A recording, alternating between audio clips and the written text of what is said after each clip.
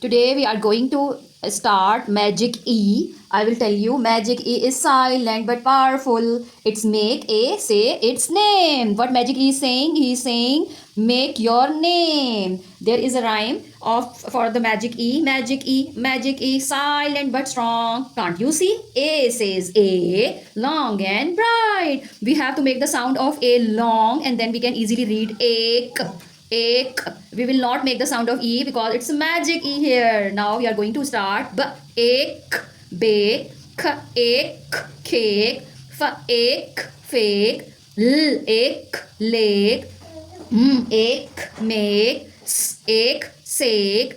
Ek. Take. Magic E is silent and it says to A, make your name. Now we are going to start reading some sentences. Go and and bake bake. Go and bake the cake. Look here, Magic E is here. So he is he is silent and asking A to make your sound long. Go to the lake. For God's sake, do not be fake.